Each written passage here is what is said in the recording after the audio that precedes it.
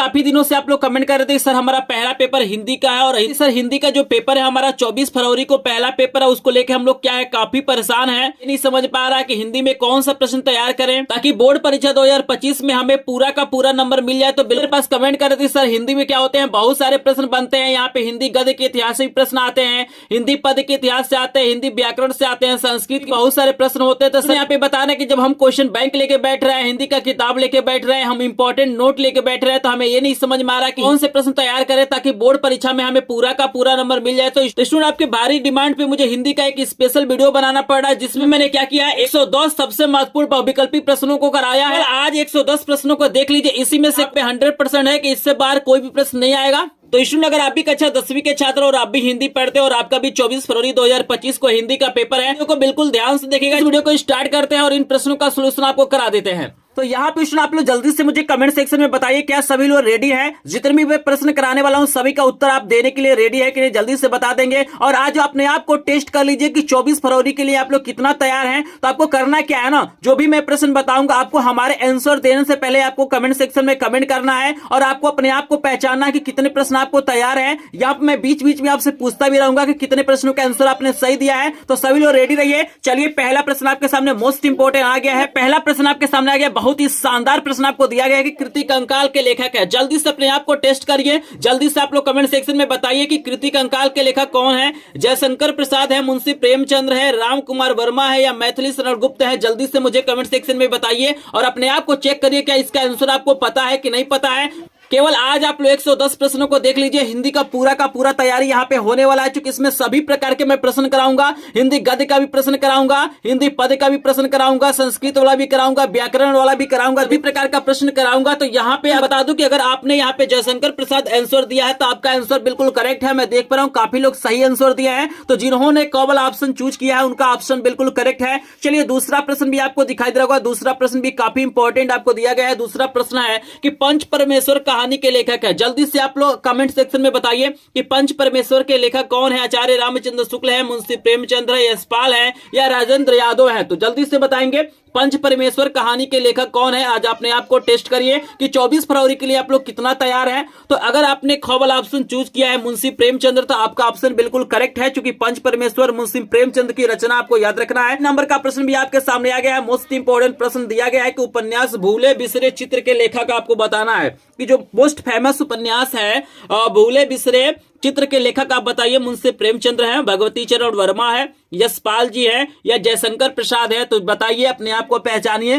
तो अगर आपने ख वाला ऑप्शन चूज किया है तो आपका आंसर बिल्कुल करेक्ट है। चलिए 4 नंबर का प्रश्न है कि शेखर एक जीवनी किस विधा की रचना, आपको बताना है कि किस विधा की रचना है। यहाँ पे बता दो कि 99% लोग इसमें क्या होते हैं, कंफ्यूज हो जाते हैं। यहाँ पे देखिए, यहाँ पे लिखा हुआ है जीवनी। तो इस प्रश्न में इसलिए लोग कंफ्यूज हो जाते हैं कि उनको लगता है कि भाई यहाँ पे जीवनी लिखा हुआ है तो यह एक प्रकार की जीवनी है, लेकिन यह जीवनी नहीं है, आपको याद रखना है। जल्दी से आप लोग बताइए, अपने आप को टेस्ट करिए कि 24 फरवरी के लिए आप लोग कितना तैयार हैं। तो अगर आपने ग वाला ऑप्शन चूज किया है तो आपका आंसर बिल्कुल करेक्ट है। यहाँ पे याद रखिएगा, क्योंकि ये बहुत ही कंफ्यूजिंग प्रश्न है, इसमें काफी लोग कंफ्यूज हो जाते हैं। 99% लोग इसमें कंफ्यूज हो जाते हैं, आपको याद रखना है। यहाँ पे जीवनी से नहीं मतलब है, शेखर एक जीवनी एक प्रकार का उपन्यास है, आपको याद रखना है। चलिए 5 नंबर प्रश्न भी बहुत ही ज्यादा इंपॉर्टेंट है, लगातार बोर्ड परीक्षाओं में पूछा गया है। बताइए, माटी हो गई सोना संस्मरण के लेखक का नाम आपको बताना है। जल्दी से बताइए, माटी हो गई सोना संस्मरण के लेखक कौन है। जगदीश माथुर हैं, राम कुमार वर्मा है, जयशंकर प्रसाद हैं, या विष्णु प्रभाकर हैं। देखिए काफी लोग यहाँ पे अलग अलग कमेंट कर रहे हैं। कुछ लोग यहाँ पे बता रहे हैं कि सर ऑप्शन बिल्कुल गलत है। तो बिल्कुल यहाँ पे जो ऑप्शन दिया गया है वो बिल्कुल गलत ऑप्शन है। यहाँ पे हम क्या करते हैं, विष्णु को हटा देते हैं, हम घ वाला ऑप्शन टिक कर देते हैं, और यहाँ पे स्क्रीन पे मैं लगा देता हूं, याद रखिएगा। माटी हो गई सोना जो आपका क्या है, संस्मरण है, इसके लेखक है कन्हैया प्रभाकर है, आपको याद रखना है। इसके जो लेखक है कौन है, कन्हैया लाल मिश्र प्रभाकर है। स्क्रीन पे मैं लगा देता हूं, आप लोग देख सकते हैं। आई होप आपको 5 प्रश्न समझ में आ रहा होगा। यहाँ पे हर प्रकार का प्रश्न लिया गया है। अगर आप हिंदी में टॉप करना चाहते हैं तो इस वीडियो को बिल्कुल भी स्किप नहीं करेंगे, क्योंकि देख सकते हैं यहाँ पे बहुत सारा पेज है, पूरा 110 प्रश्न है। एक एक प्रश्न का सोल्यूशन कराने वाला हूं, बस वीडियो को ध्यान से देखिएगा। चलिए हम पेज को पलटते हैं और लेके चलते हैं हम 6 नंबर प्रश्न पे। देखिएगा 6 नंबर का प्रश्न भी आपके सामने आ गया है। मोस्ट इंपोर्टेंट प्रश्न आपको दिया गया है, प्रश्न आपके सामने आ गया है। जल्दी से आप लोग कमेंट सेक्शन में आंसर दीजिए, अपने आप आपको पहचानिए। बताइए राग दरबारी जो रचना है इसके उपन्यासकार कौन है? कमलेश्वर है, श्रीलाल शुक्ल है, अज्ञेय है, नरेश मेहता है। तो जल्दी से बताइए इस 6 नंबर प्रश्न का करेक्ट आंसर क्या हो जाएगा। तो अगर आपने खवल ऑप्शन चूज किया है, यहाँ पे श्रीलाल शुक्ल चूज किया है, तो आपका आंसर बिल्कुल करेक्ट है। चलिए 7 नंबर का प्रश्न आपको दिखाई दे रहा होगा। 7 नंबर का प्रश्न यहाँ पे स्टूडेंट दिया गया है कि गंगा लहरी रचना है। आपको बताना है कि जो गंगा लहरी रचना है और उस किसकी रचना है? पद्माकर की है, बिहारी की है, भूषण की है, मतीराम की। बताइए मोस्ट इंपॉर्टेंट है, बहुत ही ज्यादा इंपॉर्टेंट है। ये प्रश्न आपके पेपर में छप चुका होगा। ये प्रश्न दिया गया कि गंगा लहरी की रचना है। बताइए अगर आपने कवल ऑप्शन चूज किया है पद्माकर, तो बिल्कुल करेक्ट आंसर कवला हो जाएगा। यहाँ आप देख सकते हैं 8 नंबर का प्रश्न आ गया है। ये भी प्रश्न बहुत ही ज्यादा इंपॉर्टेंट है। जल्दी से बताइए बिहारी किस युग के कवि है? आपको बताना है कि जो बिहारी है वो किस युग के कवि है। ऑप्शन आपको दिया गया, आधुनिक काल दिया गया, रीति काल दिया गया, भक्ति काल दिया गया है, यहाँ पे फिर से आधुनिक काल दे दिया गया। तो बताइए बिहारी किस युग के कवि है? अपने आप को टेस्ट करिए। अगर आपने खवल ऑप्शन चूज किया है तो आपका ऑप्शन बिल्कुल करेक्ट है। बिहारी जी रीतिकाल के कवि आपको याद रखना है। 9 नंबर का प्रश्न आ गया है कि राम की शक्ति पूजा किसकी रचना? आपको बताना है कि राम की शक्ति पूजा किसकी रचना है। सूर्यकांत त्रिपाठी निराला का है, महादेवी वर्मा का है, रामधारी सिंह दिनकर का है, सुमंत्रानंदन पंत का है। बताइए राम की शक्ति पूजा किसकी रचना है? जल्दी से बताएंगे 9 नंबर प्रश्न का आंसर। तो अगर आपने कवल ऑप्शन चूज किया है तो आपका आंसर बिल्कुल करेक्ट है। यहाँ पे आपके सामने आ गया 10 नंबर का प्रश्न। देख सकते हैं कि सुमित्रानंदन पंत की रचना नहीं है। आपको बताना है इसमें से कौन सी ऐसी रचना है जो सुमित्रानंदन पंत की नहीं है। ग्राम्या है, स्वर्णधूली है, कामायनी है, युगांत है। ये बहुत ही ज्यादा इंपॉर्टेंट प्रश्न है और अब जहां तक मुझे लग रहा है कि यहाँ पे सभी लोग इसका आंसर बता सकते हैं क्योंकि ऑप्शन बहुत ही अच्छा दिया गया है। तो जल्दी से बताइए कौन सी रचना सुमित्रानंदन पंत की नहीं है। बिल्कुल है, यहाँ पे अगर आपने गौवल ऑप्शन चूज किया है तो आपका आंसर बिल्कुल करेक्ट है। कामायनी क्या है? जयशंकर प्रसाद की रचना है, सुमित्रानंदन पंत की रचना नहीं है। आपको याद रखना है। यहाँ पे हमने 10 प्रश्न करा दिया है। जल्दी से मुझे कमेंट सेक्शन में बताइए 10 में से कितने प्रश्नों का आंसर आपने सही दिया है। जल्दी से बताएंगे। तो अगर आपने 10 में से लगभग 6 प्लस प्रश्नों का आंसर सही दिया है तो आप एक टॉपर स्टूडेंट हैं। आप 24 फरवरी को हिंदी में क्या करेंगे? टॉप करेंगे। अगर आपने 6 से कम प्रश्नों का आंसर दिया है तो आपको तैयारी करने की जरूरत है क्योंकि यह वीडियो आपको डिसाइड कर देगा कि आपको 24 फरवरी की कितनी तैयारी है। बस वीडियो को ध्यान से देखिएगा, वीडियो थोड़ा सा लंबा होगा क्योंकि यहाँ पे मैंने 110 प्रश्न कराया है। अगर 110 में से मात्र 100 प्रश्न भी देख लेते हैं तो आपका पूरा का पूरा यहाँ पे तैयारी होने वाला है क्योंकि इसी में से कोई ना कोई प्रश्न आपसे पूछा जाएगा। इस पीडीएफ नोट भी आपको बिल्कुल फ्री में मिल जाएगा। मैंने सभी विषयों के इंपॉर्टेंट प्रश्नों का यहाँ पे 100 प्रश्नों का मैंने पीडीएफ नोट अपने ग्रुप में डाल दिया है। तो अगर आपने अभी तक हमारे ग्रुप को ज्वाइन नहीं किया तो हमारे ग्रुप को ज्वाइन कर लेंगे। अगर आपको डायरेक्ट पीडीएफ नोट चाहिए, तुरंत पीडीएफ नोट चाहिए तो आप मैं अपना व्हाट्सएप नंबर दूंगा, वहां से भी आपको पीडीएफ मिल जाएगा। वीडियो को लास्ट तक देखिएगा, अभी मैं व्हाट्सएप नंबर दूंगा। तो चलिए यहाँ पे काफी लोगों ने कमेंट कर दिया है। कुछ लोग बता रहे हैं सर हमने 8 प्रश्नों का आंसर दिया है, कुछ लोग 9 बता रहे हैं, कुछ 10, कुछ 5 बता रहे हैं। तो चलिए भाई जिन्होंने 6 प्लस प्रश्नों का आंसर सही दिया है उनको कंग्रेचुलेशन बोलते हुए हम चलते हैं 11 नंबर का प्रश्न आपके सामने लेके आते हैं। ये भी प्रश्न लगातार पूछा जाता है कि शुक्ल युग की समय अवधि पूछा जाता है। आपसे पूछा जाता है कि शुक्ल युग का समय कब से कब तक माना जाता है। तो जल्दी से बताएंगे। आपके सामने 2 ऑप्शन दिखाई दे रहा होगा, यहाँ 2 और ऑप्शन आपको दिया गया है। तो जल्दी से बताएंगे शुक्ल युग का समय कब से कब तक माना जाता है। तो यहाँ पे बता दूं कि अगर आपने गौवल ऑप्शन चूज किया है तो बिल्कुल आंसर हमारा गौवल हो जाएगा। 1919 से 1938 तक का समय होता है वो शुक्ल युग का होता है। चलिए 12 नंबर प्रश्न का आंसर सभी लोग देंगे। ध्रुव स्वामिनी और नाटक के लेखक का नाम बताना है। जल्दी से बताइएगा, मोस्ट इंपोर्टेंट प्रश्न है। आपको दिया गया है कि ध्रुव स्वामिनी यहाँ पे जो नाटक है इसके लेखक कौन है? जल्दी से बताएंगे। जयशंकर प्रसाद है, मुंशी प्रेमचंद्र हैं, विष्णु प्रभाकर हैं या इनमें से कोई नहीं। जो भी प्रश्न है वायरल प्रश्न है, इंपॉर्टेंट प्रश्न है और ऐसे ही प्रश्न क्या होते हैं बोर्ड परीक्षाओं में पूछे जाते हैं। बस इस वीडियो को ध्यान से देख लीजिए, आपको अदर कोई वीडियो देखने की जरूरत नहीं पड़ेगी। यहां पे बता दूं कि ध्रुव स्वामिनी जयशंकर प्रसाद की रचना है। काफी लोगों ने सही आंसर दिया है। अपने आप को टेस्ट करते रहिए और देखते रहिए कितने प्रश्न आपको तैयार हैं। 13 नंबर का प्रश्न है कि रस मीमांसा के लेखक है। बताइए रस मीमांसा के लेखक कौन है? आचार्य रामचंद्र शुक्ल है, गुलाब राय है, जयप्रकाश भारती है, मुंशी प्रेमचंद है। बताइए 13 नंबर का प्रश्न किनको किनको तैयार है? जल्दी से बताएंगे। तो अगर आपने कवल ऑप्शन चूज किया है तो बिल्कुल करेक्ट आंसर कवल हो जाएगा। आचार्य रामचंद्र शुक्ल की रचना है रस मीमांसा। चलिए 14 नंबर का प्रश्न आप देख पा रहे हैं। 14 नंबर का प्रश्न दिया गया है कि शुक्ल युग के नाटककार निम्नलिखित में से कौन नहीं। आपको बताना है इसमें से कौन से ऐसे नाटककार हैं जिनका संबंध शुक्ल युग से नहीं है। 4 ऑप्शन आपको दिया गया है।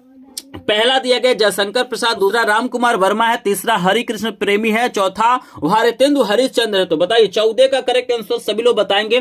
तो अगर आपने घ वाला ऑप्शन चूज किया है तो आपका आंसर बिल्कुल करेक्ट हो जाएगा, घ वाला यहाँ पे करेक्ट आंसर है। चलिए 15 नंबर का प्रश्न भी आपके पेपर में छप चुका है, 2025 के पेपर में यह प्रश्न छप चुका है कि हंस पत्रिका के संपादक कौन थे। बताइए हंस पत्रिका के संपादक, जल्दी से बताएंगे क्योंकि ये लगातार प्रश्न पूछा जाता है तो ये प्रश्न का आंसर आपको याद होना चाहिए। बताइए हंस पत्रिका के संपादक कौन है? मुंशी प्रेमचंद्र है, जयशंकर प्रसाद है, निराला जी है या महादेवी वर्मा है। तो जल्दी से आप लोग अपने आप को पहचानिए। तो यहां पे अगर आपने कवल ऑप्शन चूज किया है मुंशी प्रेमचंद्र, बिल्कुल करेक्ट आंसर हो जाएगा। चलिए 16 नंबर का प्रश्न है कि शुक्ल युग के अन्य कौन से नाम है, आपको बताना है इसमें से कौन सा ऐसा नाम है जो शुक्ल युग के नाम से जाना जाता है।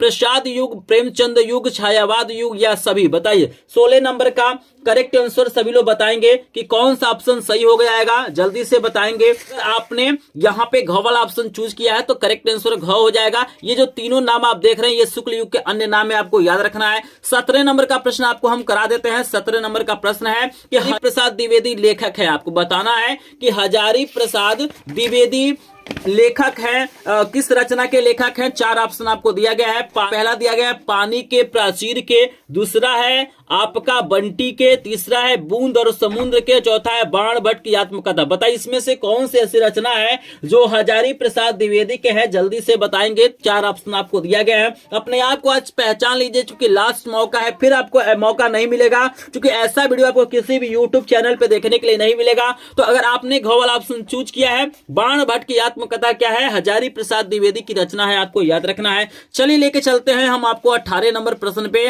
और 18 नंबर का प्रश्न बहुत ही ज्यादा इंपॉर्टेंट है। प्रश्न दिया गया है कि कलम का सिपाही के लेखक है। एक रचना आप देख रहे हैं यहाँ पे, कलम का सिपाही, जो बहुत ही फेमस रचना है। बताइए कलम का सिपाही जो रचना, इसके लेखक कौन है? अमृत राय है, गुलाब राय है, आचार्य रामचंद्र शुक्ल है या जयशंकर प्रसाद है। तो जल्दी से बताएंगे कलम का सिपाही किसकी रचना है। तो अगर आपने कवल ऑप्शन चूज किया है अमृत राय तो बिल्कुल करेक्ट आंसर कवला हो जाएगा। चलिए 19 नंबर का प्रश्न आपको दिया गया है।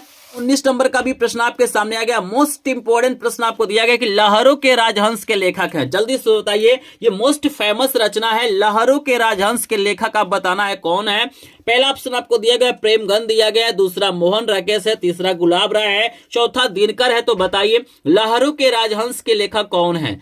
तो यहां पे अगर आपने खवल ऑप्शन चूज किया है तो बिल्कुल करेक्ट आंसर खवला हो जाएगा, आपको याद रखना है। 20 नंबर का भी प्रश्न आपके सामने आ गया है। प्रश्न आपके सामने आ गया है, प्रश्न दिया गया है शुक्लोत्तर युग के लेखक है, आपको बताना है इसमें से कौन से ऐसे लेखक हैं जो शुक्लोत्तर युग के लेखक है। 4 ऑप्शन आपको दिया गया है। राधा चरण गोस्वामी है, चतुर्सेन शास्त्री है, दौलत राम है, धर्मवीर भारती है। तो जल्दी से आप लोग बताइए, अपने आप को पहचानिए, क्या आपको 24 फरवरी की कितनी तैयारी हुई है। तो अगर आपने घवल ऑप्शन चूज किया है धर्मवीर भारती, बिल्कुल करेक्ट आंसर हो जाएगा। तो चलिए सुनिए, यहाँ पे 20 प्रश्न मैंने करा दिया, जल्दी से आप लोग बताइए 20 में से कितने प्रश्नों का आंसर आपको पहले से पता था, कितने प्रश्नों का आपने आंसर सही दिया है। तो अगर आपने 20 में से लगभग यहाँ पे 10 प्लस प्रश्नों का आंसर सही दिया है तो आप एक टॉपर स्टूडेंट हैं। 24 फरवरी को आप लोग क्या करेंगे, टॉप करेंगे, हिंदी में बढ़िया नंबर पाएंगे। तो जिन्होंने क्या किया है 10 प्लस प्रश्नों का आंसर सही दिया है भाई, उनको कांग्रेचुलेशन है। लेकिन जिन्होंने 10 से कम प्रश्नों का आंसर दिया है उन्हें तैयारी करने की जरूरत है, अभी आपकी पूरी तैयारी नहीं हुई है। तो अपने आप को आप लोग पहचान लीजिए। तो चलिए, यहाँ पे काफी लोग बता रहे हैं कि सर हमने सही आंसर दिया है। तो यहाँ पे मैं देख पा रहा हूँ लगभग 90% लोग यहाँ पे क्या कर रहे हैं, सही आंसर दे रहे हैं। 10 प्लस प्रश्नों का आंसर सही दिए हैं। यहाँ पे जो लोग वीडियो को लाइक नहीं किए होंगे प्लीज वीडियो को लाइक कर देंगे। चैनल पे पहली बार आए होंगे तो चैनल को सब्सक्राइब करेंगे। पीडीएफ नोट के लिए हमारे ग्रुप को ज्वाइन करेंगे, लिंक आपको डिस्क्रिप्शन में दिया गया है। और इस वीडियो का टारगेट हम रखते हैं मात्र 100 लाइक। कितना लाइक रखते हैं, मात्र 100 लाइक। यहाँ पे मैं 110 प्रश्न कराऊंगा और आपको 100 लाइक का टारगेट पूरा करना है। अभी मैं देख रहा हूं काफी संख्या में लोग यहाँ पे जुड़े हुए हैं लेकिन अभी तक वीडियो को लाइक नहीं किए हैं। समझ में आ रहा है, इंपॉर्टेंट लग रहा है प्रश्न, तो प्लीज वीडियो को लाइक करेंगे, हम टाइम को बर्बाद नहीं करेंगे। सपोर्ट करने वाले लोग कभी भी सपोर्ट करते हैं, जो लोग सपोर्ट नहीं करते वो कभी भी क्या करेंगे, सपोर्ट नहीं करेंगे। चलिए हम आपको लेकर चलते हैं। 21 नंबर का प्रश्न आपके सामने दिया गया है कि रामधारी सिंह दिनकर की रचना है, आपको बताना है इसमें से कौन सी ऐसी रचना है जो रामधारी सिंह दिनकर की है। पहला आपको दिया गया संस्कृति के 4 अध्याय, दूसरा दिया गया साहित्य और कला, तीसरा तीसरा अनंत आकाश, चौथा इंद्रजाल। तो बताइए इसमें से कौन सी रचना है जो दिनकर जी की है? बताइए, 4 ऑप्शन आपको दिया गया। मोस्ट इंपॉर्टेंट प्रश्न है। अगर आपने क वाला ऑप्शन चूज किया है संस्कृत के 4 अध्याय, तो बिल्कुल करेक्ट आंसर क वाला हो जाएगा। यहाँ पे 22 नंबर का प्रश्न आपके सामने आ गया कि गुनाहों का देवता रचना की विधा है। आपको बताना है कि गुनाहों का देवता जो रचना है ये किस विधा में लिखा गया है। आपको 4 ऑप्शन दिया गया है। पहला कहानी, दूसरा उपन्यास, तीसरा नाटक, चौथा एकांकी। बताइए मोस्ट इंपॉर्टेंट प्रश्न है गुनाहों का देवता। यहाँ पे बता दूं, यहाँ पे 110 में से ना सिर्फ आप 100 प्रश्नों को देख लेते हैं तब भी आप लोग हिंदी में क्या करेंगे, टॉप करेंगे। लेकिन यहाँ पे बहुत सारे स्टूडेंट है जो इस वीडियो को नहीं देखेंगे, इस वीडियो को स्किप कर देंगे, क्योंकि उनका जो मन है ना वो इंस्टाग्राम के रील्स में लगता है, यूट्यूब के शॉर्ट वीडियो में लगता है। भाई वहां से आपको कुछ नहीं मिलने वाला है। बिल्कुल आपके पास कम समय है, बिल्कुल कम समय है भाई। इस समय को क्या करिए, आप पढ़ाई में लगाइए। इसके बाद आप लोग जो मन करे वो कर लीजिएगा। लेकिन एक बार आपका परसेंटेज बढ़िया बन गया, आप लोग अच्छे स्टूडेंट कहलाएंगे। लेकिन एक बार परसेंटेज आपका डाउन चला गया तो आप लोग बाद में पछताएंगे कि काश हम लोग क्या किए होते, पढ़ लिए होते हैं। तो बिल्कुल आपको एक सुनहरा मौका दिया जा रहा है इस वीडियो के द्वारा कि अपने आप को पहचानिए कि 24 फरवरी की कितनी तैयारी हुई है। यहाँ पे आप लोग परेशान होंगे, जब एग्जाम आएगा तो आप रात भर ढूंढेंगे कौन सा प्रश्न इंपॉर्टेंट है, क्वेश्चन बैंक को पढ़ेंगे, अनसॉल्व करेंगे, लेकिन आपको इंपॉर्टेंट प्रश्न नहीं मिलेगा। लेकिन इस वीडियो में आपका सभी इंपॉर्टेंट प्रश्न कराया जा रहा है, तो इस वीडियो को आप लोग ध्यान से नहीं देख रहे हैं। तो जिनको भी क्या करना है, हिंदी में टॉप करना है, अपने माता पिता का नाम रोशन करना है, इस वीडियो को बिल्कुल भी स्किप नहीं करेंगे। एक बार विश्वास करके इस वीडियो को देखिए। आपको शुरू से लास्ट तक अगर वीडियो को देखेंगे तो आपको ऑटोमेटिक पता चल जाएगा कि प्रश्न कितने ज्यादा इंपॉर्टेंट है। क्योंकि ऐसा वीडियो आपको कहीं पर भी नहीं मिलने वाला है। तो बिल्कुल ध्यान से देखिए जिनको टॉपर बनना है। यहाँ पे बता दूं कि गुनाहों का जो देवता है एक प्रकार का उपन्यास। अगर आपने ख वाला ऑप्शन चूज किया है तो आपका आंसर बिल्कुल करेक्ट है। चलिए हम लेके चलते हैं 23 नंबर का प्रश्न आपको दिखा देते हैं। बहुत ही ज्यादा इंपॉर्टेंट वीडियो है, ऐसा वीडियो आपको कहीं पर भी नहीं मिलेगा, तो वीडियो को स्किप नहीं करना है। आपको 23 नंबर का प्रश्न का आंसर देना है। सभी लोग रेडी रहिए, एक बार आंसर दीजिए सभी लोग कि नीड़ का निर्माण फिर किस विधा की रचना है। बताइए नीड़ का निर्माण फिर किस विधा की रचना है? कहानी है, आत्मकथा है, उपन्यास है, निबंध है। बोर्ड परीक्षा में एक तो कोई न कोई विधा पूछा जाता है, चाहे जो भी पूछ दिया जाए, और जितने भी इंपॉर्टेंट है सब विधाएं यहाँ पे ले लिया गया। इसमें से कोई न कोई एक प्रश्न आएगा विधा पे आधारित। तो बताइए नीड़ का निर्माण फिर किस विधा की रचना है? तो यहां पे अगर आपने ख वाला ऑप्शन चूज किया है तो यहां पे करेक्ट आंसर आत्मकथा हो जाएगा। चलिए 24 नंबर का प्रश्न है कि स्मृति की रेखाएं साहित्य किस विधा की रचना है। चलिए बहुत आसान है भाई, बिल्कुल इसका आंसर बता सकते हैं हम कि स्मृति की रेखाएं किस विधा में लिखी गई है। जीवनी है, भेंटवार्ता है, संस्मरण है, नाटक है। बताइए जल्दी से बताइए स्मृति की रेखाएं किस विधा की रचना है।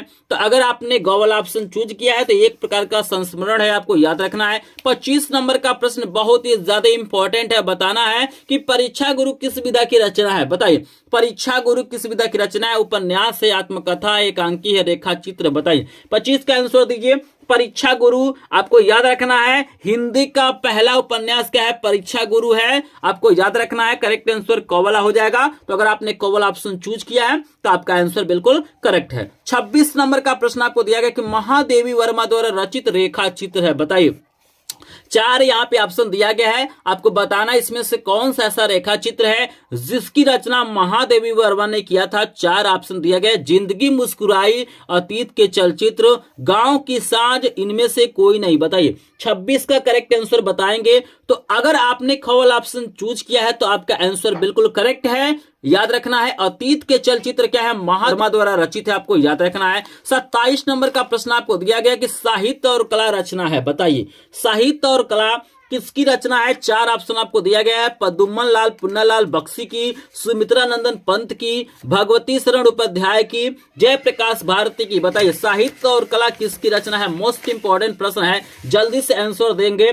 तो अगर आपने ग वाला ऑप्शन चूज किया है तो करेक्ट आंसर हो जाएगा भगवत शरण उपाध्याय हो जाएगा, आपको याद रखना है। चलिए इसमें यहाँ पे लेके चलते हैं 28 नंबर का प्रश्न आपको लेके आते हैं आपके सामने। मोस्ट इंपॉर्टेंट प्रश्नों का वीडियो आपको दिखाई दे रहा है। मात्र एग्जाम से 1 घंटा पहले इस वीडियो को देख लेते हैं तो आपको हिंदी का कोई भी प्रश्न ऐसा नहीं होगा जो इससे बाहर आ जाएगा, क्योंकि जितने भी इंपॉर्टेंट प्रश्न है सभी इंपॉर्टेंट प्रश्न यहाँ पे ले लिए गए हैं। यहाँ पे सभी प्रकार का प्रश्न कराऊंगा, तो मैं हिंदी व्याकरण का भी प्रश्न कराऊंगा, सभी प्रकार के इंपॉर्टेंट प्रश्न है। तो वीडियो को बिल्कुल भी स्किप नहीं करना है। 28 नंबर प्रश्न का आंसर दीजिए, निम्नलिखित में से कौन प्रसिद्ध यात्रा साहित्यकार हैं? बताइए इसमें से कौन सा ऐसे साहित्यकार हैं जो यात्रा के बारे में लिखे हैं? जयशंकर प्रसाद हैं, प्रेमचंद्र हैं, राहुल संस्कृत्यायन हैं या रामचंद्र शुक्ल हैं? तो बताएंगे।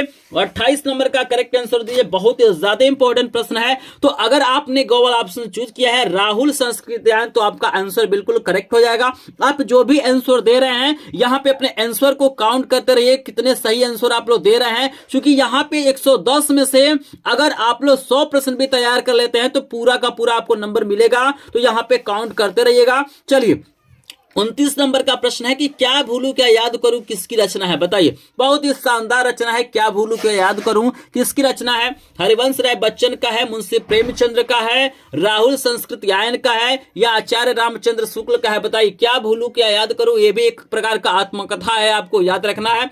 तो यहां पे अगर आपने क वाला ऑप्शन चूज किया है तो करेक्ट आंसर हो जाएगा हरिवंश राय बच्चन, आपको याद रखना है। इसमें 30 नंबर का प्रश्न आपके सामने आ गया है कि आचार्य रामचंद्र शुक्ल किस युग के लेखक हैं? कितना प्यारा प्रश्न है और कितना आसान प्रश्न है। इसका आंसर सभी लोग 100% लोग दीजिए। इसका आंसर किसी का गलत नहीं होना चाहिए, क्योंकि प्रश्न में ही इसका आंसर छिपा हुआ है। आपको बताना है कि आचार्य रामचंद्र शुक्ल किस युग के लेखक हैं? शुक्ल युग के हैं, द्विवेदी युग के हैं, शुक्लोत्तर युग के हैं या भारतेंदु युग के हैं? जल्दी से बताएंगे, किसी का आंसर गलत नहीं होना चाहिए। 30 नंबर प्रश्न का आंसर बताइए। प्रश्न में ये आंसर दिया हुआ है, तो बिल्कुल यहाँ पे जैसा मैं उम्मीद कर रहा था वैसे बिल्कुल यहाँ पे आंसर आया है। 100% लोगों ने बिल्कुल सही आंसर दिया है। देखिए, आचार्य रामचंद्र शुक्ल लिखा हुआ है, तो शुक्ल क्या है? शुक्ल युग के लेखक है, आपको याद रखना है। आचार्य रामचंद्र शुक्ल युग के लेखक है, आपको याद रखना है। 30 नंबर का करेक्ट आंसर क वाला हो जाएगा। अब जल्दी से मुझे बताइए कि 30 में से कितने प्रश्नों का आंसर आपने सही दिया है? एकदम ईमानदारी से बताइएगा।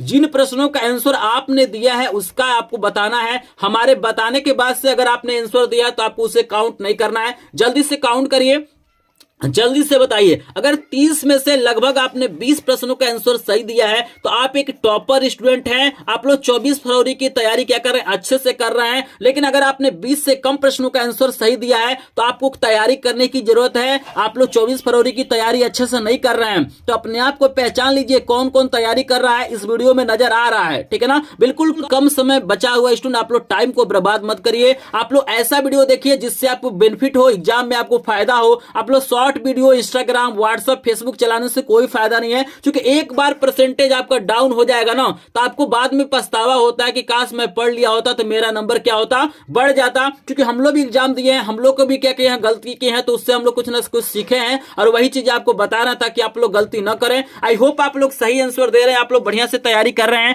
चलिए हम लेके चलते हैं 31 नंबर प्रश्न पे। लेकिन देख रहा हूं कि यहाँ पे काफी लोग वीडियो को देख रहे हैं लेकिन इस वीडियो पे सपोर्ट नहीं दिखा रहे हैं। भाई, जिनको भी वीडियो पसंद आ रहा है प्लीज वीडियो को लाइक कर देंगे। चैनल पे पहली बार आए होंगे तो चैनल को सब्सक्राइब करेंगे, क्योंकि आपका लाइक शेयर सब्सक्राइब ही हमारा क्या होता है, मोटिवेशन होता है। आपको याद रखना है, आप लोग लाइक करते हैं तो हमें मोटिवेशन मिलता है। इस नंबर प्रश्न का आंसर सभी लोग दीजिए। इसमें से कौन सा ऐसा नाटक है जो जयशंकर प्रसाद का नहीं है? जल्दी से बताएंगे। अगर आप हमारे वीडियो को ध्यान से देखे होंगे ना तो इसका आंसर बिल्कुल आराम से बता सकते हैं। इसका आंसर आप लोग बता सकते हैं कि इसमें से कौन सा ऐसा नाटक है जो जयशंकर प्रसाद का नहीं है। ध्रुव स्वामिनी है, चंद्रगुप्त है, लहरों के राजहंस है और स्कंद गुप्त है। तो बताइए। तो बिल्कुल यहाँ पे गूगल ऑप्शन बिल्कुल करेक्ट हो जाएगा। अभी मैंने बताया है, इसके पहले एक प्रश्न आया था कि लहरों के राजहंस के लेखक हैं, तो लहरों के राजहंस के लेखक कौन है? मोहन राकेश हैं। बाकी तीनों जो रचनाएं आप देख रहे हैं ये जयशंकर प्रसाद की हैं, लेकिन लहरों के राजहंस क्या है? जयशंकर प्रसाद का नहीं है, मोहन राकेश का है। क्लियर है सभी को? चलिए यहाँ पे 32 नंबर प्रश्न का आंसर सभी लोग दीजिए। बहुत ही ज्यादा इंपॉर्टेंट प्रश्न आ गया है, जल्दी से बताएंगे। कंकाल के लेखक कौन है? बताइए। कृति जो कंकाल है इसके लेखक कौन है? जयशंकर प्रसाद है, मुंशी प्रेमचंद हैं, राम कुमार वर्मा है या राजेंद्र प्रसाद है? तो इसके जो रचनाकार है जयशंकर प्रसाद है। अगर आपने क वाला ऑप्शन चूज किया है तो आपका आंसर बिल्कुल करेक्ट है। चलिए, सेवा सदन उपन्यास के लेखक का नाम बताइए। बहुत शानदार प्रश्न है। सेवा सदन उपन्यास के लेखक कौन है? जयशंकर प्रसाद है, जैनेन्द्र कुमार है और आपको दो और ऑप्शन दिया गया, यशपाल दिया गया है, मुंशी प्रेमचंद्र दिया गया। तो बताइए, जल्दी से बताइए, सेवा सदन किसकी रचना है? तो अगर आपने घ वाला ऑप्शन चूज किया है तो आपका आंसर बिल्कुल करेक्ट हो जाएगा, मुंशी प्रेमचंद्र हो जाएगा। आपको याद रखना है। 34 नंबर का भी प्रश्न आपको दिखाई दे रहा है, 38 नंबर का भी प्रश्न आपको दिखाई दे रहा है। जल्दी से आंसर दीजिए कि आचार्य रामचंद्र शुक्ल क्या है? कवि है, उपन्यासकार है, आलोचक है या नाटककार है? बहुत ही इंपॉर्टेंट प्रश्न है, तो जल्दी से आप लोग आंसर दीजिए। आचार्य रामचंद्र शुक्ल क्या है?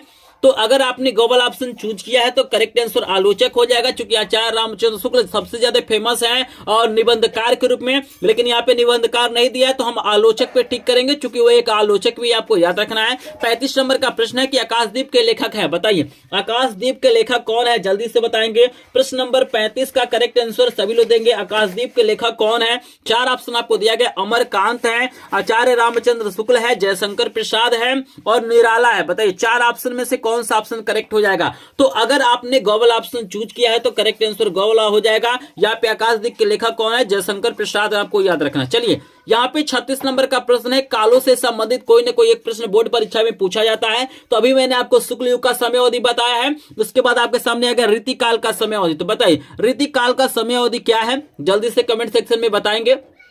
4 ऑप्शन आपको दिया गया है, 1643 से 1843, 1343 से 1643 और 743 से 1343 और 1843 से आज तक। बताइए कालों से संबंधित जितने भी इंपॉर्टेंट प्रश्न है सभी प्रकार का प्रश्न मैं यहाँ पे करा दूंगा। तो बताइए रीतिकाल का समय कब से कब तक माना जाता है? तो अगर आपने कोवल ऑप्शन चूज किया है तो करेक्ट आंसर कोवला हो जाएगा। 1643 से 1843 तक का समय क्या होता है? रीतिकाल का होता है। 37 नंबर का प्रश्न आपको दिया गया है कि छत्रसाल दशक के रचनाकार है, आपको बताना है कि छत्रसाल दशक ये जो मोस्ट फेमस रचना है इसके रचनाकार कौन है? बिहारी जी है, जगनीक जी है, मतीराम है, भूषण है। बताइए 37 का करेक्ट आंसर बताएंगे। तो अगर आपने घोवल ऑप्शन चूज किया है तो करेक्ट आंसर भूषण हो जाएगा, आपको याद रखना है। 38 नंबर का प्रश्न भी बहुत ही शानदार, लगातार बोर्ड परीक्षाओं में पूछा जाता है, यह भी प्रश्न आपके पेपर में छप चुका होगा। बताना है कि रामचंद्रिका के रचनाकार का नाम बताइए। रामचंद्रिका जो रचना है उसके रचनाकार कौन है? बिहारी है, केशव दास है, भूषण है या मतीराम है? तो जल्दी से बताएंगे, जल्दी से बताएंगे।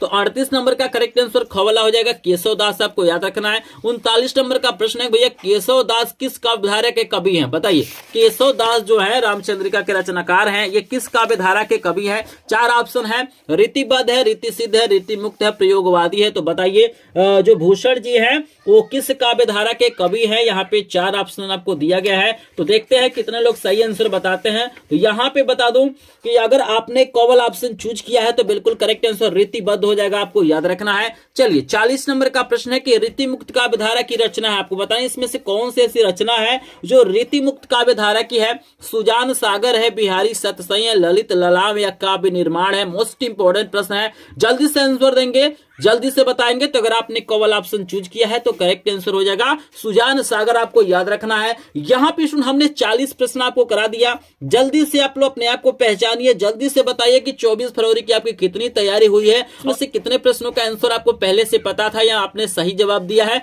तो यहां पे बता दूं कि 40 में से अगर आपने क्या किया है, लगभग 30 प्लस प्रश्नों का आंसर सही दिया है तो आप एक टॉपर स्टूडेंट हैं। आप लोग 24 फरवरी की बहुत बढ़िया तैयारी कर रहे हैं, लेकिन 30 से कम प्रश्न आपको तैयार थे। अगर आपने सही आंसर दिया है 30 से कम तो आपको तैयारी करने की जरूरत है, आपको और अच्छे से पढ़ना चाहिए। तो चलिए यहाँ पे 40 प्रश्न करा दिया है, लेकिन यहाँ तक अभी तक 40 लाइक नहीं कंप्लीट हुआ है। तो जल्दी से जो लोग कंजूसी किया है इस वीडियो पर लाइक नहीं किया है प्लीज लाइक कर देंगे, क्योंकि आपका लाइक शेयर सब्सक्राइब हमारा क्या होता है, मोटिवेशन होता है। ये वीडियो खत्म होते होते आपका हिंदी का पूरा तैयारी हो जाएगा। बस इस वीडियो को ध्यान से देख लीजिए, किसी और वीडियो को देखने की आपको जरूरत नहीं पड़ेगी। चलिए एक और काल वाला प्रश्न आ गया है, आधुनिक काल का समय आपको बताना है। थोड़ा सा दिमाग दौड़ाइए, थोड़ा सा कॉमन सेंस दौड़ाइए, आप लोग बता देंगे कि आधुनिक काल का समय कौन सा है। क्योंकि आप जान रहे हैं कि आधुनिक काल इस समय भी चल रहा है, तो यहाँ पे बिल्कुल आसानी से बता सकते हैं कि कौन सा यहाँ पे ऑप्शन करेक्ट होगा। तो अगर आपने घ वाला ऑप्शन चूज किया है तो बिल्कुल करेक्ट आंसर घ हो जाएगा, क्योंकि 1843 से अब तक दिया हुआ। अब तक का मतलब इस समय भी क्या हो रहा है, आधुनिक काल ही चल रहा है। तो 1843 से अब तक का जो समय है वो आधुनिक काल है, ठीक है ना। तो कुछ चीजें होता है जो थोड़ा सा कॉमन सेंस से भी आंसर बता सकते हैं। चलिए 42 नंबर का प्रश्न आपको दिया गया है कि साकेत महाकाव्य की रचना किसने की थी? बताइए साकेत जो रचना है महाकाव्य है, इसकी रचनाकार कौन है? मैथिली शरण गुप्त है, जयशंकर प्रसाद है, हरिऔध है या नागा अर्जुन है? तो बताइए 42 नंबर का करेक्ट आंसर बताएंगे। साकेत महाकाव्य के रचनाकार का नाम आपको बताना है, मोस्ट इंपोर्टेंट प्रश्न है, जल्दी से बताइए साकेत जो महाकाव्य है उसके रचनाकार कौन है, जल्दी से बताएंगे। तो अगर आपने कौन वाला ऑप्शन चूज किया है मैथिली शरण गुप्त बिल्कुल करेक्ट आंसर हो जाएंगे। चलिए 43 नंबर का प्रश्न है कि सुमित्रा नंदन पंत की रचना है, आपको बताना इसमें से कौन सी ऐसी रचना है जो सुमित्रा नंदन पंत की है। 4 ऑप्शन आपको दिया गया है, जल्दी से सभी लोग कमेंट सेक्शन में बताएंगे। पहला ऑप्शन आपको दिया गया है ज्ञानदीप, दूसरा दिया गया युगवाणी, तीसरा है प्रेम वाटिका, चौथा है क्षणदा। बताइए सुमित्रा नंदन पंत की रचना आपको बताना है, इसमें से कौन सा है, जल्दी से बताएंगे सभी लोग। मोस्ट इंपोर्टेंट प्रश्न है और इस प्रश्न का आंसर आपको बता दूं कि यहाँ पे जो युगवाणी है वो सुमित्रा नंदन पंत की रचना आपको याद रखना है। 44 नंबर का प्रश्न आपको दिया गया है कि महादेवी वर्मा किस युग की कवित्री हैं। बताइए महादेवी जो वर्मा है वो किस युग की कवित्री हैं, और प्रगतिवादी युग की है, द्विवेदी युग की है, छायावादी युग की है या प्रयोगवादी की है, तो जल्दी से बताएंगे। अगर आपने 44 नंबर प्रश्न का अगर आपने करेक्ट आंसर छायावाद लगाया है तो करेक्ट आंसर गौ वाला हो जाएगा, आपका आंसर बिल्कुल करेक्ट है। अपने आंसर को काउंट करते रहिए क्योंकि ये वीडियो आपको डिसाइड कर देगा कि आपकी 24 फरवरी की कितनी तैयारी हुई है। चलिए 45 नंबर का प्रश्न है कि निम्नलिखित में से कौन सी रचना महादेवी वर्मा की नहीं है। बताइए इसमें से कौन सी ऐसी रचना है जो महादेवी वर्मा जी की नहीं है। 4 ऑप्शन आप देख रहे हैं, निहार है, शांति गीत है, युगांत है, दीपशिखा है। तो बताइए कौन सी ऐसी रचना है जो महादेवी वर्मा जी की नहीं है। तो यहाँ पे स्टूडेंट जल्दी से अपने आप को पहचानिए, कमेंट सेक्शन में जाइए और कमेंट करिए कि कौन सा ऑप्शन यहाँ पे करेक्ट होगा। तो अगर आपने गलत ऑप्शन चूज किया है तो युगांत क्या है, महादेवी वर्मा की रचना नहीं, आपको याद रखना है। 46 नंबर का प्रश्न है कि प्रिय प्रवास किसकी रचना है। बताइए प्रिय प्रवास किसकी रचना है, जयशंकर प्रसाद का, मुंशी प्रेमचंद्र का, हरिऔध का या आचार्य रामचंद्र शुक्ल का। बताइए प्रिय प्रवास किसकी रचना हो सकती है। तो अगर आपने गलत ऑप्शन चूज किया है तो हरिऔध जी की रचना आपको याद रखना है। 47 नंबर का प्रश्न है कि छायावाद युग की प्रमुख प्रवृत्तियां कौन सी है, आपको बताना है इसमें से कौन सी ऐसी प्रवृत्ति है जो मतलब छायावाद युग की है।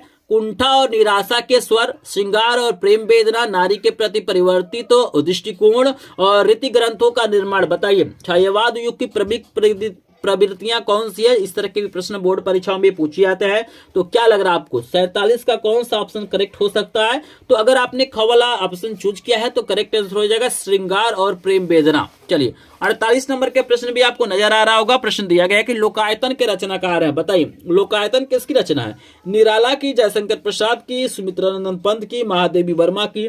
48 के आंसर सभी लोग बताएंगे। लोकायतन के रचनाकार कौन से हैं, मोस्ट इंपोर्टेंट प्रश्न है। तो यहाँ पे मैं देख पा रहा हूँ कि काफी संख्या में लोग कमेंट कर रहे हैं। ये जो रचना है सुमित्रा नंदन पंत का है, ग वाला ऑप्शन बिल्कुल करेक्ट हो जाएगा, आपको याद रखना है। चलिए स्टूडेंट यहाँ पे 49 नंबर का प्रश्न आपको दिखा देते हैं, ये भी एक विशेषता वाला है। ऐसे प्रश्न भी बोर्ड परीक्षाओं में एक तो पूछा जाता है। तो बताइए प्रयोगवादी काव्य की क्या विशेषता है, आपको बताना है कि प्रयोगवादी काव्य की विशेषता। तो 2 ऑप्शन आपको नजर आ रहा है, चित्रमयी कल्पना की प्रधानता, रूढ़ियों के प्रति विद्रोह, और यहाँ पे और भी दिखा देता हूं, यहाँ पे 2 और आपको ऑप्शन दिया गया है, प्राकृतिक वर्णन और आश्रयदाताओं की प्रशंसा। तो बताइए कौन सा ऑप्शन करेक्ट हो जाएगा, जल्दी से बताएंगे, फिर नेक्स्ट प्रश्न आपको कराएंगे। तो 49 के करेक्ट आंसर हो जाएगा ख वाला, रूढ़ियों के प्रति विद्रोह हो जाएगा, आपको याद रखना है। चलिए यहाँ पे आपको लेके चलते हैं हम 50 नंबर प्रश्न पे, और यहाँ पे स्टूडेंट बता दो कि 50 नंबर, 51 नंबर, 52 नंबर, 53 नंबर, देख लीजिए 53 नंबर तक का जो प्रश्न है, यहाँ पे तार सप्तक से संबंधित कोई न कोई प्रश्न बोर्ड परीक्षाओं में पूछा जाता है। तो आपको बता दूं कि 50 से लेके 53 नंबर तक का जो प्रश्न अभी अपने दिमाग में बैठा लीजिएगा, क्योंकि यहाँ पे तीनों में से कोई न कोई एक प्रश्न आपसे बोर्ड परीक्षा में पूछा जाएगा। तो बताइए तार सप्तक का प्रकाशन किस वर्ष किया गया था, मतलब प्रथम तार सप्तक का प्रकाशन किस वर्ष किया गया था। 1951 में, 1900 यहाँ पे दिया गया है, 59 में, 1943 में, 1980 में।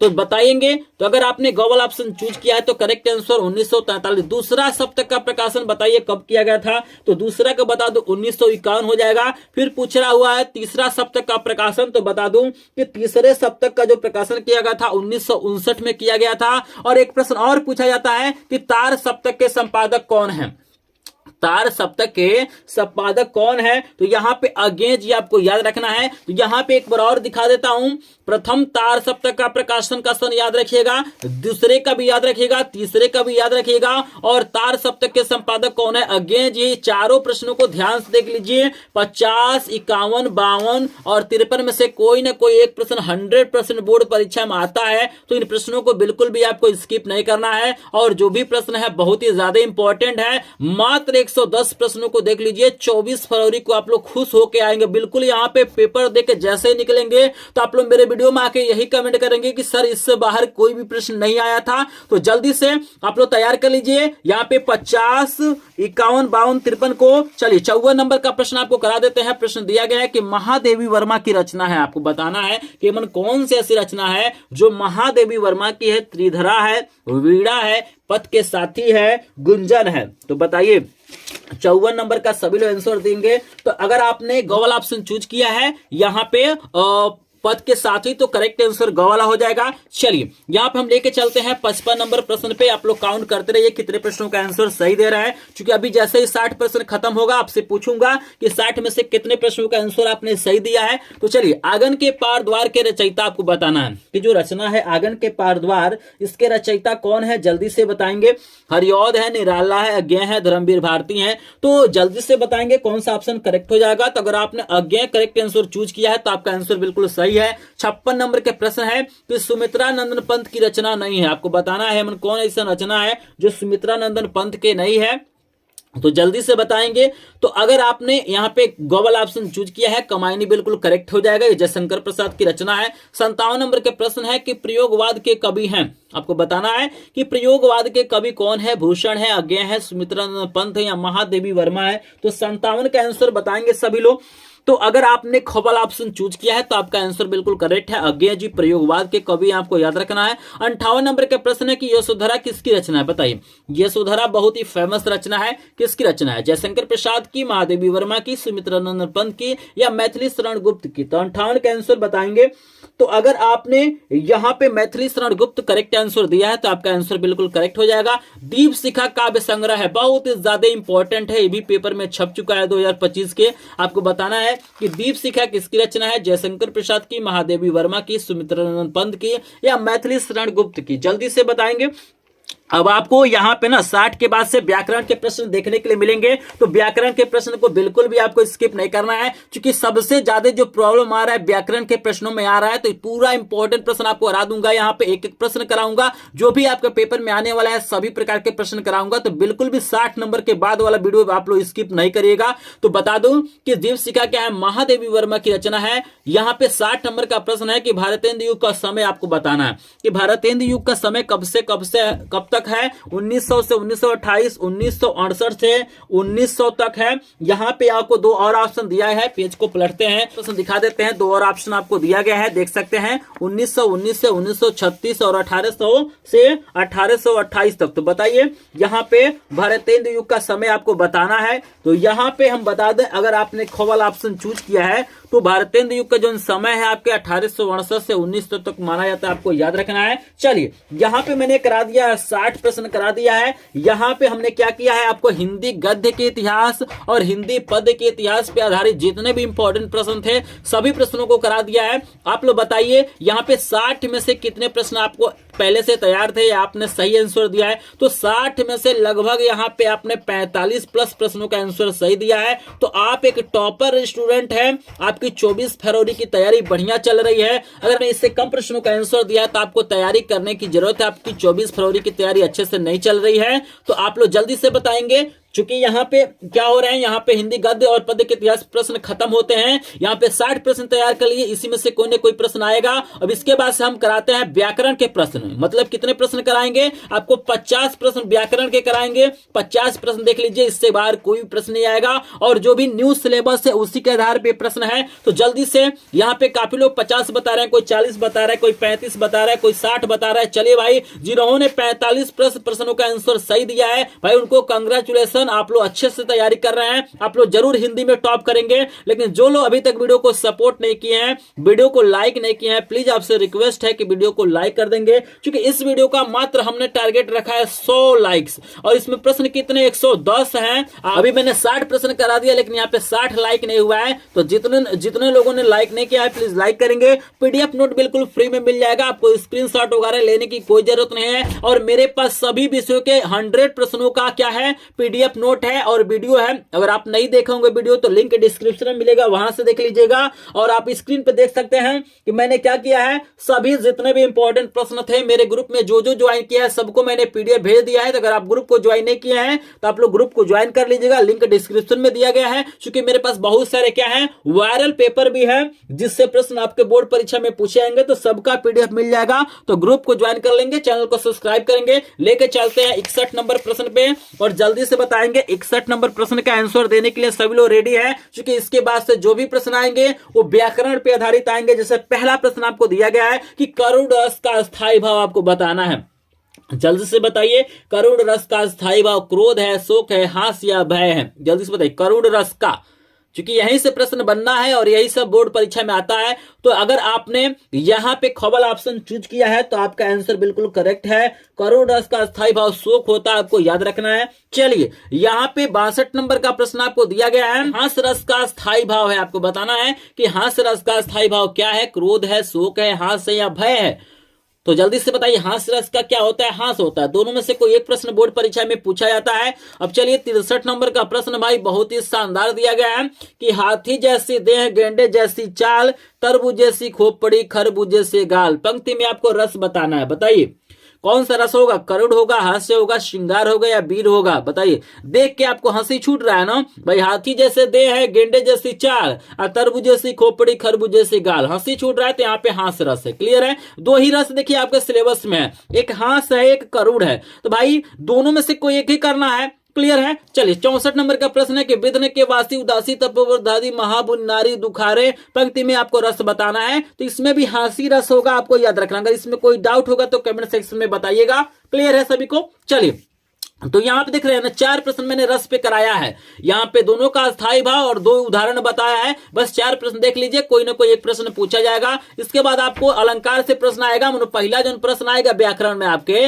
वो आएगा रस से, उसके बाद से अलंकार से। एकदम सीरियल से मैंने क्वेश्चन लिया है। जिस प्रकार का प्रश्न आपके बोर्ड परीक्षा में आएगा वैसे ही प्रश्न है। जैसे देखिए अलंकार में तैयार कर लीजिएगा, पीपर पात सरिस मंडोला में अलंकार बताइए। रूपक उपमा उत्प्रेक्षा अनुप्रास। जल्दी से बताइए पीपर पात सरिस मंडोला में कौन सा अलंकार होगा, जल्दी से बताएंगे। सभी इंपॉर्टेंट प्रश्न मैं करा दूंगा। तो यहां पे उपमा हो जाएगा, आपको याद रखना है। पीपर पात सरिस मंडोला में उपमा अलंकार। चलिए 65 नंबर का भी हो गया। 66 नंबर का देखिए, चरण कमल बंदो हरि राय में अलंकार बताइए।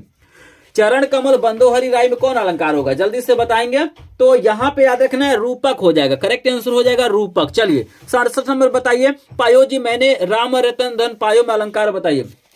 67 में बताइए। तो यहां पर भी रूपक हो जाएगा, आपको याद रखना है। किसी प्रश्न में डाउट होगा या हमने गलत बताया होगा तो आप लोग कमेंट सेक्शन में जरूर बताइएगा कि आप सर आपने ये क्वेश्चन का आंसर गलत बताया है। तो अगर कोई भी डाउट होगा तो कमेंट में बता दीजिएगा, उसको हम सही कर देंगे। ठीक है ना। 68 नंबर का प्रश्न बताइए कि जहां उपमेय में उपमान की संभावना वहां पे कौन सा अलंकार होता है। 68 के आंसर बताएंगे। और रूपक उपमा उत्प्रेक्षा या अनुप्रास बताइए, जल्दी से बताइए। तो बिल्कुल उत्प्रेक्षा हो जाएगा। 9 नंबर का प्रश्न देखिए, इसके बाद से प्रश्न बोर्ड परीक्षा में पूछेगा, आपको छंद से रिलेटेड पूछेगा। तो बताइए रोला छंद के प्रत्येक चरण में कितनी मात्राएं होती है, बताइए रोला छंद के प्रत्येक चरण में मात्रा बताइए। 24 16 13 11, 24 16 13 11, जल्दी से बताइए।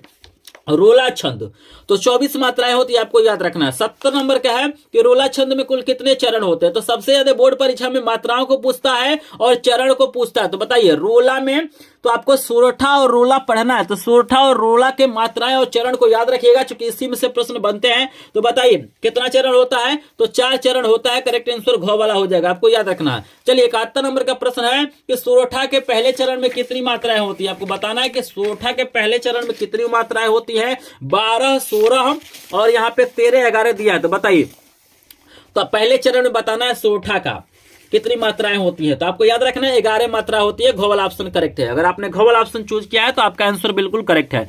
चलिए 72 नंबर का प्रश्न है कि दोहा छंद का ठीक उल्टा कौन सा छंद होता है, बताइए। ऑप्शन है चौपाई, रोला, सोठा, बरावे। तो आपको बता दूं कि दोहा का अगर उल्टा की बात करेंगे तो सोठा होता है। क्लियर है सभी को। चल 73 नंबर का प्रश्न देखिए, वाक्य पे आधारित आएगा। तो पूछा गया कि रचना के आधार पे वाक्य के कितने भेद होते हैं। 1 2 3 4 बताइए। 73 के आंसर दिए रचना के आधार पे वाक्य के भेद। तो अगर आपने गौल ऑप्शन चूज किया है 3 होते हैं, आपका करेक्ट आंसर हो जाएगा। 74 नंबर के अर्थ के आधार पे वाक्य के भेद 2 4 5 8 वाक्य के आधार पे बताना। तो यहाँ पे देखिए इसके पहले रचना पे था, यहाँ पे अर्थ के आधार पे। तो बताइए 74 के करेक्ट आंसर बताइए। तो 8 हो जाएगा, आपको याद रखना है। और 75 नंबर क्या है कि वाक्य के कितने तत्व होते हैं? वाक्य के कितने तत्व होते हैं? 2 3 4 8। बताइए वाक्य के तत्व आपको बताना है।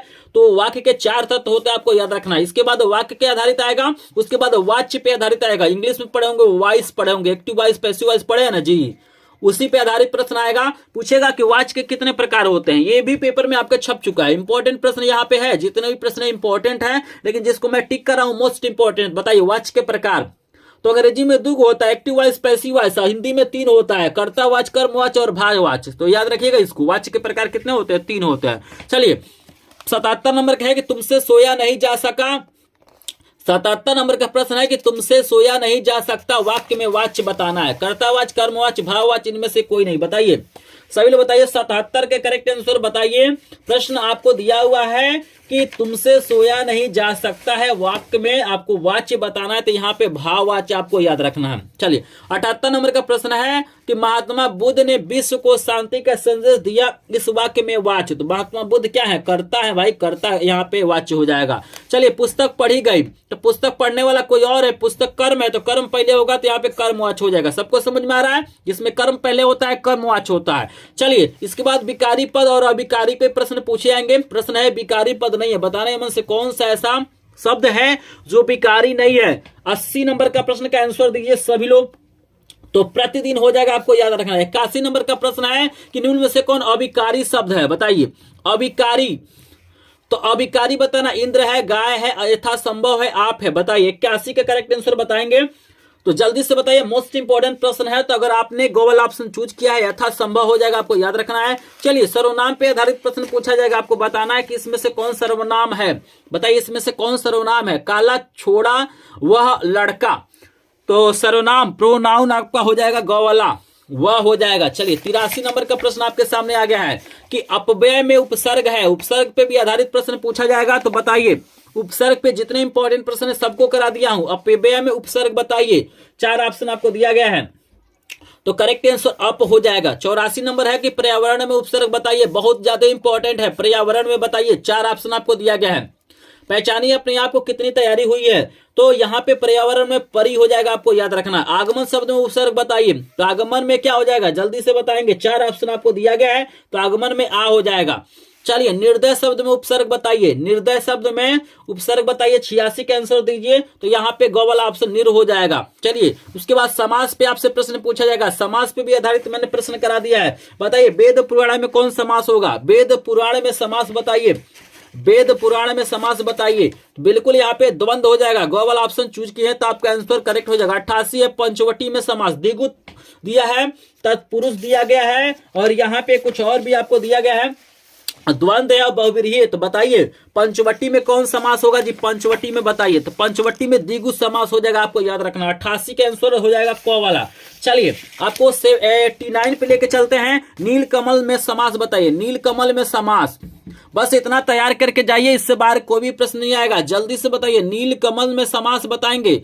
द्वंद्व है, द्विगु है, कर्मधारय है, बहुव्रीहि। 89 के आंसर दीजिए। तो यहाँ पे कर्मधारय हो जाएगा, आपको याद रखना है। चलिए नीलकंठ में समास बताइए, नीलकमल नीलकंठ याद रखिएगा, बहुत ज्यादा इंपॉर्टेंट है। नीलकंठ में समास बताइए, द्विगु द्वंद्व कर्मधारय बहुव्रीहि।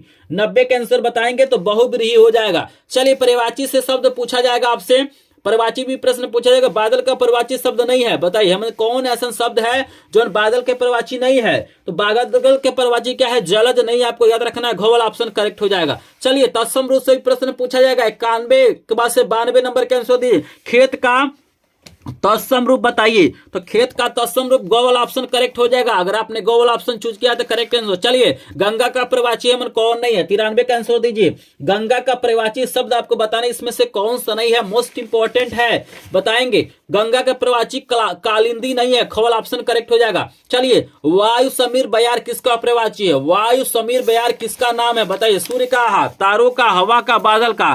तो हवा को हम लोग कहते हैं ना जी। तो करेक्ट आंसर गौ वाला हो जाएगा। 95 है, इसमें सबसे ज्यादा कंफ्यूजिंग होता है, और यहाँ पे जो प्रश्न कराया है बस इसको तैयार कर लीजिए, मोस्ट इंपॉर्टेंट है। उस्मद सर्वनाम शब्द का तृतीया एक वचन का रूप बताइए, कौन सा होगा? 95 का आंसर दीजिए। त्वा हो जाएगा, ख वाला ऑप्शन करेक्ट। 96 बताइए उस्मद शब्द की सप्तमी विभक्ति एक वचन का रूप बताइए। जल्दी से बताइए, काफी लोग इसमें कंफ्यूज हो रहते हैं। इन प्रश्नों को जरूर तैयार कर लीजिएगा, इससे बाहर कोई भी प्रश्न नहीं आएगा। तो करेक्ट आंसर आपका हो जाएगा गौ वाला, तो वही हो जाएगा गौ वाला। चलिए ताबे शब्दों में वचन और विभक्ति बताइए। 97 का आंसर बताइए, तो गौ वाला आंसर करेक्ट हो जाएगा। चतुर्थी विभक्ति बहुवचन हो जाएगा। 98 का आंसर दिए। 10वें शब्द में विभक्ति वचन बताइए। 98 का आंसर सभी लोग दीजिए। मोस्ट इंपोर्टेंट प्रश्न है, बहुत ही ज्यादा वायरल प्रश्न है। बताइए 98 का आंसर बताएंगे, गौ वाला ऑप्शन करेक्ट हो जाएगा। चतुर्थी विभक्ति एक वचन। चलिए 98 के बाद से आपके सामने आ गया 99। उस्मत शब्द का पंचमी विभक्ति एक वचन का रूप बताइए। उस्मत शब्द का पश्चिमी विभक्ति एक वचन का रूप बताइए। 99 का आंसर दीजिए जल्दी से। तो करेक्ट आंसर गौ वाला हो जाएगा, उस्मता हो जाएगा। चलिए 100 नंबर का प्रश्न है कि तद शब्द का सप्तमी विभक्ति बहुवचन का रूप होगा। बताइए तद शब्द का सप्तमी विभक्ति बहुवचन का रूप क्या होगा। 100 का 4 ऑप्शन आपको दिया गया है, जल्दी से बताएंगे। करेक्ट आंसर तासु हो जाएगा, ख वाला। चलिए यहाँ पे 101 नंबर का प्रश्न का आंसर देने से पहले हम पूछना चाहेंगे आपको 100 में से कितने प्रश्नों का आंसर सही दिया आपने, जल्दी से बताइए। 100 में से कितना प्रश्न का आंसर दिया गया है सही आपके द्वारा, बताइए। तो 100 में से लगभग 80 प्लस प्रश्नों का आंसर अगर आपने सही दिया है तो आप एक टॉपर स्टूडेंट हैं। आप लोग 24 फरवरी को टॉप करेंगे, हिंदी में सबसे बढ़िया नंबर पाएंगे। 80 से कम प्रश्न तैयार हैं तो आपको इन प्रश्नों को तैयार करने की जरूरत है। लेकिन अभी तक यहाँ पे 100 प्रश्न हो गया, लेकिन अभी तक हमारा टारगेट पूरा नहीं हुआ है। हमारे वीडियो का टारगेट है 100 लाइक।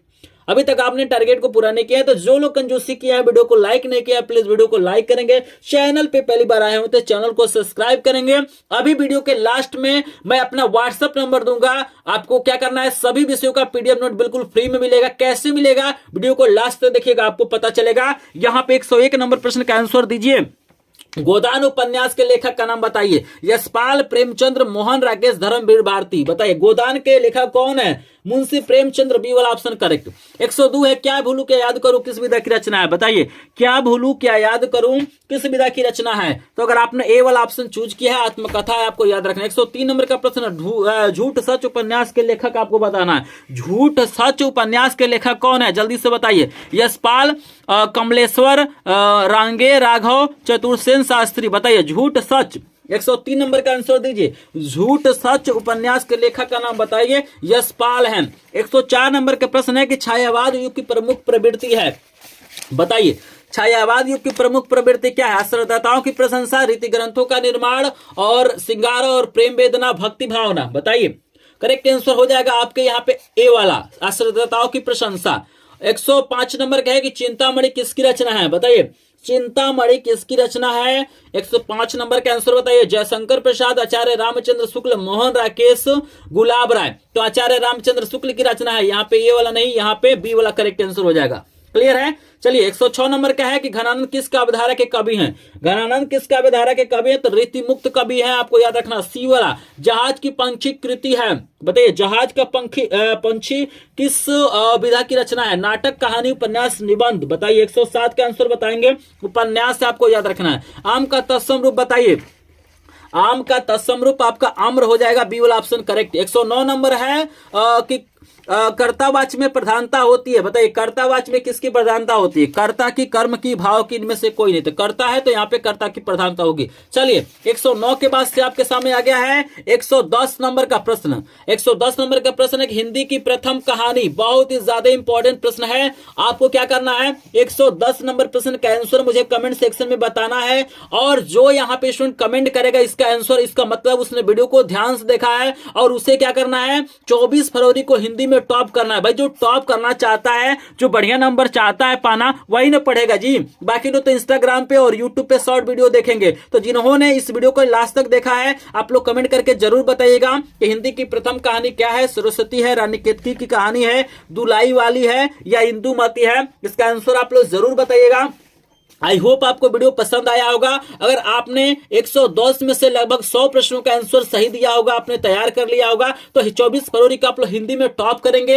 अगर आपने इससे कम प्रश्नों को तैयारी किया है, आपने गलत आंसर दिया है, 100 से कम प्रश्नों को आपने सही आंसर दिया है, तो आपको तैयारी करने की जरूरत है। आप लोग वीडियो के कमेंट बॉक्स में जरूर बताइएगा, जो लोग लास्ट तक देखे होंगे, कि 110 में से कितने प्रश्न आपको तैयार थे, कितने प्रश्नों का आंसर सही दिया है। तो जो लोग वीडियो को लाइक नहीं किए होंगे, प्लीज वीडियो को लाइक कर देंगे। चैनल पे पहली बार आए होंगे, चैनल को सब्सक्राइब करेंगे। अगर आपको पीडीएफ नोट चाहिए तो हमारे ग्रुप को ज्वाइन करेंगे, जिसका लिंक डिस्क्रिप्शन में दिया गया है। अगर आपको डायरेक्ट पीडीएफ नोट चाहिए, अगर आप चाहते हैं कि आपको व्हाट्सएप के माध्यम से बिल्कुल फ्री में सभी विषयों का इंपॉर्टेंट प्रश्न हुआ, वायरल पेपर हुआ, एमसीक्यू क्वेश्चन हुआ, सबका पीडीएफ चाहिए ताकि आपकी बोर्ड परीक्षा में 95% से ऊपर नंबर पा सकें, तो आपको कुछ नहीं करना है। यहां पे एक नंबर आपको दे रहा हूं 7619935513, इस नंबर पे आपको व्हाट्सएप करना है। जिस भी विषय का आपको पीडीएफ नोट चाहिए, आपको विषय का नाम और 100 प्रश्न लिख के आपको क्या करना है, मैसेज करना है। लेकिन आपको यहाँ पे शर्त एक ही है, आपको पीडीएफ नोट तभी मिलेगा जब आप इस चैनल को सब्सक्राइब किए होंगे और वीडियो को लाइक किए होंगे। तो आपको एक स्क्रीनशॉट लेना है,